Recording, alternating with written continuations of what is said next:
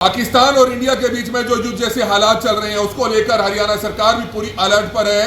आज हरियाणा के मुख्यमंत्री नायब सिंह सैनी ने सभी अपने गृह सचिव, सचिव और सभी अधिकारियों के साथ मिलकर एक अहम बैठक की है।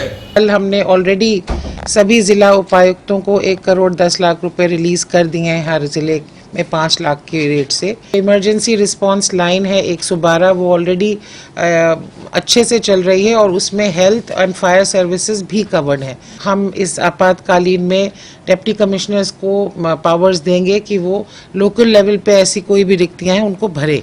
से मीडिया और पब्लिक के मन में भी कोई कंफ्यूजन ना हो, तो एक अधिकारी नियत किया जाए जो एक रिस्पॉन्सिबल अधिकारी जो मीडिया से बात करे और पब्लिक में हम टाइम टू टाइम जो इन्फॉर्मेशन भेजना ज़रूरी है उसको भेजें। इस मीटिंग में हमने जो हमारे आर्मी की तरफ से लिहाजा ऑफिसर हैं उनको भी उन्होंने भी भाग लिया और जो आर्मी से संबंधित इश्यूज हैं, तो ऐसी अभी हरियाणा में कोई बात नहीं हुई है और हमारे जो आर्म्ड फोर्सेस हैं और हमें उन पे पूरा विश्वास है। पाकिस्तान और इंडिया के बीच में जो युद्ध जैसे हालात चल रहे हैं उसको लेकर हरियाणा सरकार भी पूरी अलर्ट पर है। ये लाइव तस्वीरें देख सकते हैं। चंडीगढ़ में आज हरियाणा के मुख्यमंत्री नायब सिंह सैनी ने सभी अपने गृह सचिव, सचिव और सभी अधिकारियों के साथ मिलकर एक अहम बैठक की है। किस तरह के दिशा निर्देश देने हैं, हर जिला लेवल पर एसपी और डीसीपी वीडियो कॉन्फ्रेंसिंग में इस बैठक में मौजूद रहे। हम आपको बताना चाहेंगे पूरे इंतजाम जो है किए जा रहे हैं, चाहे वो हेल्थ सर्विसेज को लेकर हो, सुरक्षा इंतजाम हो, हर तरह को लेकर जो है सरकार पूरी तरह से तैयार नजर आ रही है। सुनिए हरियाणा सरकार में महिला आईसीएस अधिकारी ने क्या कुछ कहा, तमाम लोगों को जागरूक करती हुई नजर आ रही है। किस तरह के दिशा निर्देश जो है अधिकारियों को दिए जा रहे हैं, उस बारे में भी जो है हरियाणा सरकार में महिला आईसीएस अधिकारी मीडिया के सामने अपनी बात रखती हुई नजर आ रही है।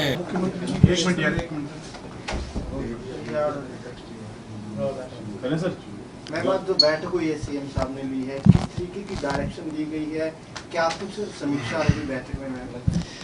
आज इनफैक्ट 2 अहम बैठकें हुई हैं। कल हमने नोटिफाई करी है state level civil defence advisory committee.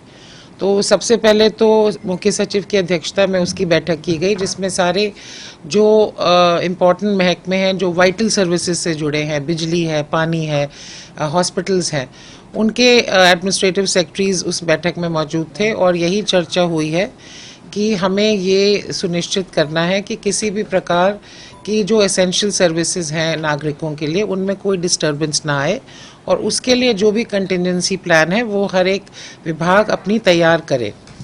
उसके पश्चात हमने सभी फील्ड के जो हमारे अधिकारी हैं, उपायुक्त हैं, एसपीज हैं, कमिश्नर्स ऑफ पुलिस हैं, उनके साथ एक और व्यापक बैठक हुई जिसकी अध्यक्षता सीएम साहब ने करी है और उसमें हमने होम और रेवेन्यू डिपार्टमेंट की ओर से 2 मुख्य एक्ट हैं जिनको हम फिलहाल जिनके तहत आगे कार्रवाई कर रहे हैं। एक तो हमारा नेशनल डिज़ास्टर मैनेजमेंट एक्ट है 2005 का और सिविल डिफेंस एक्ट है 1968 का।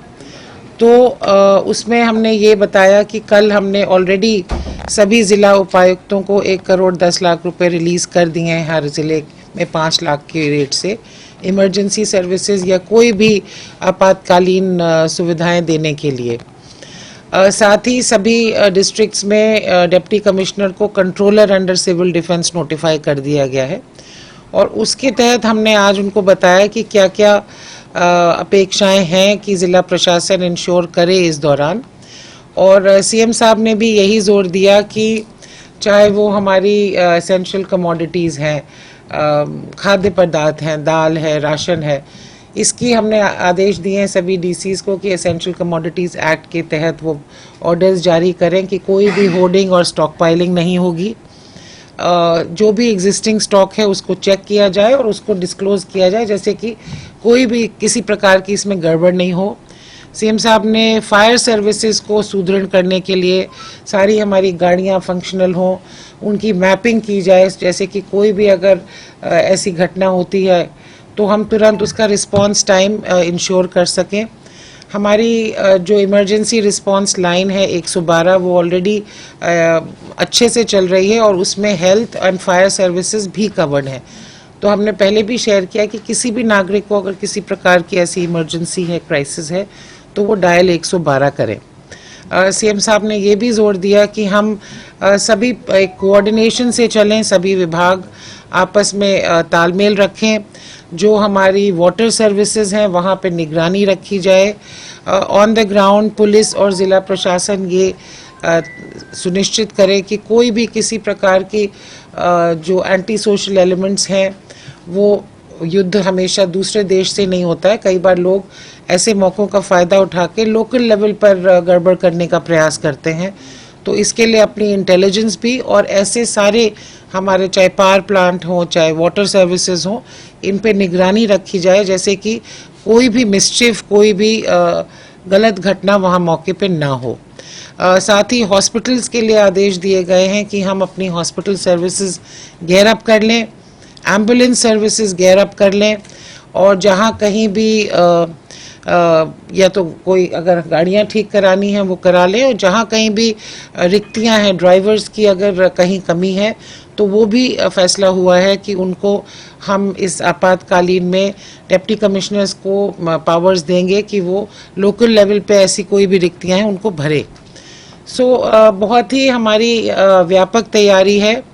साथ ही हमने ये भी कहा है कि एक्सप्लोसिव सब्सटेंसेस हैं, पटाखे हैं, किसी भी प्रकार की जो साउंड एंड नॉइज़ इस तरह की जिससे लोगों को डिस्टर्बेंस हो सके, उस पर भी बैन लगाया जाए। सारे डीसीज को निर्देश दे दिए हैं कि they should issue the prohibitory orders, और ड्रोन्स के बारे में भी हम इस ऑर्डर्स इशू कर रहे हैं, so that other than government, police, armed forces, paramilitary forces, NDRF and SDRF, इसके अलावा कोई भी ड्रोन्स हरियाणा में उड़ाना प्रतिबंधित होगा। ये एक ओवरव्यू है, एंड बाकी अगर आप लोग कुछ और जानना चाहें। ब्लैकआउट को लेकर कोई ऑर्डर्स किए कि किन जिलों में ब्लैकआउट्स करने हैं, वो टाइमिंग्स का उसको ब्लैकआउट देखिए, एक तो हमने ये स्पेसिफिक शेयर सारे DC SP के साथ शेयर किया कि सायरन के भी क्या स्पेसिफिकेशंस होने चाहिए, कि वो 2 मिनट तक alarm before the red variable frequency पे हो और बाद में सिंगल कंटिन्यूअस फ्रीक्वेंसी पे हो जब बंद करना हो। ब्लैकआउट के निर्देश लोकल लेवल पे कन्वे होते हैं। उसके लिए हमने DCs को ये कहा है कि हर जगह एक सेंट्रलाइज्ड कंट्रोल रूम स्थापित हो, वहीं से सायरन के आदेश हों, अलग अलग जगह से कंफ्यूजन ना हो जैसे, और आगे ये जो सेंट्रलाइज कमांड है, साथ ही जैसे मीडिया और पब्लिक के मन में भी कोई कंफ्यूजन ना हो, तो एक अधिकारी नियत किया जाए जो एक रिस्पॉन्सिबल अधिकारी जो मीडिया से बात करे, और पब्लिक में हम टाइम टू टाइम जो इन्फॉर्मेशन भेजना ज़रूरी है उसको भेजें।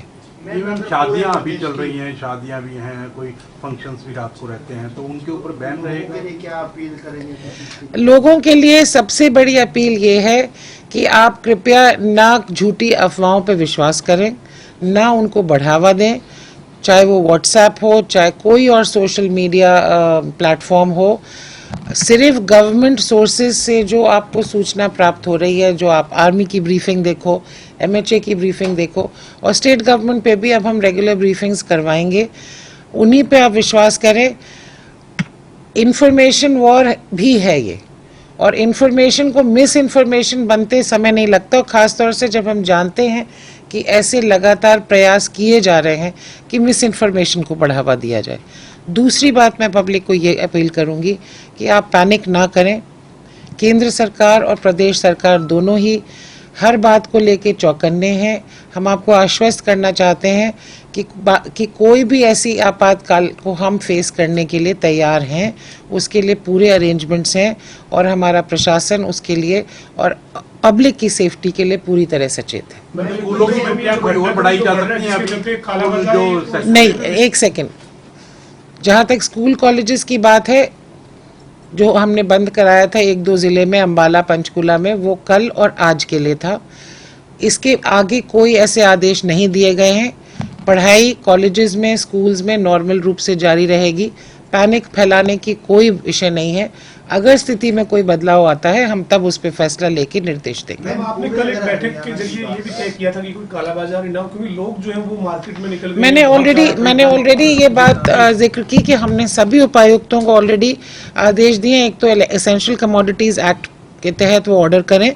साथ ही स्टॉक्स चेक कराएं, फूड एंड सिविल सप्लाईज के अधिकारियों की टीम बना के हर जगह रेड्स करें, छापे करें, इंस्पेक्शन करें और जहां जहां कर रहे हैं वहां लोगों को साथ लेके करें, जैसे कि पब्लिक के मन में भी कॉन्फिडेंस आए कि हम इस तरह की होर्डिंग, ब्लैक मार्केटिंग, कालाबाजारी बिल्कुल नहीं होने देंगे। मैम, पूरे हरियाणा की बात करें, जिस तरीके से पाकिस्तान में पंजाब, जम्मू कश्मीर की, हरियाणा में अभी तक ऐसे हमले की कोशिश नहीं की गई ना कहीं भी अभी तक, तो बिल्कुल ठीक है ना, पूरा हरियाणा की बात करें जी बिल्कुल। और इस मीटिंग में हमने जो हमारे आर्मी की तरफ से लिहाजा ऑफिसर हैं उनको भी उन्होंने भी भाग लिया और जो आर्मी से संबंधित इश्यूज हैं, तो ऐसी अभी हरियाणा में कोई बात नहीं हुई है और हमारे जो आर्म्ड फोर्सेस हैं और हमें उन पे पूरा विश्वास है कि आगे भी स्थिति ऐसे ही रहेगी। ये सवाल रह गया था कि जो सोशल प्रोग्राम होते हैं, रात को शादी हो या कोई सत्संग, कीर्तन, जागरण, तो उन पर अभी कोई ऑर्डर्स इस तरह के जारी? देखिए, इस तरह के कोई हमने ब्लैंकेट ऑर्डर्स नहीं करे हैं क्योंकि ये एक ऐसी स्थिति है जो अभी भी डेवलप हो रही है। अगर कहीं पे किसी ज़िले में ऐसी हमारे पास रिपोर्ट आती है, देन वो उसी टाइम उसको सस्पेंड करने के आदेश देंगे। हम लोगों के लिए मिनिमम इनकन्वीनियंस चाहते हैं, नॉर्मल लाइफ में मिनिमम डिसरप्शन चाहते हैं, ठीक है। और आपके माध्यम से भी मैं यही कहूँगी कि हम इस सिचुएशन को टीआरपीज के लिए मैं सबसे पहले फ़ोटो डाल दूँ के चक्कर से हटकर हम सोचें, देश के लिए सोचें, अपने आर्म्ड फोर्सेस के लिए सोचें। अगर कोई मौके पे कहीं कोई शेल या ड्रोन का हमें टुकड़ा भी मिलता है तो एम ये नहीं होनी चाहिए कि उसकी फ़ोटो मैं अपलोड करूं सोशल मीडिया में या प्रेस दिखाए कि हम सबसे पहले पहुंचे। उसको डील करने का एक साइंटिफिक तरीका है बॉम्ब डिस्पोजल स्क्वाड के माध्यम से। हमने आज डायरेक्शंस भी दिए हैं डीसीज को और एसपीज को कि उसको नो एंट्री जोन बना के एक साइंटिफिक तरीके से डील होना है।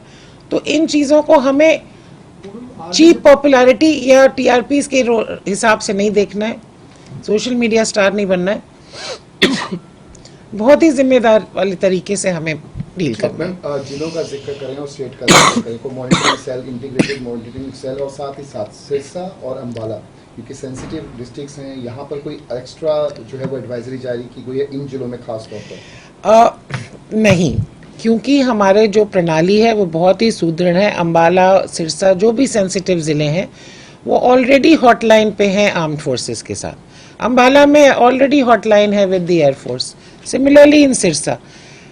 मेन पॉइंट ये है कि सबको पता है कि उनकी क्या भूमिका है और हमने वो भूमिका एक तरह से उनको आज दोहराई है, रिफ्रेश कराई है। तो मैं अगेन आपसे कहूँगी कि everyone is doing their job. Thank you ma'am. Thank you. ठीक है मैम, थैंक्स।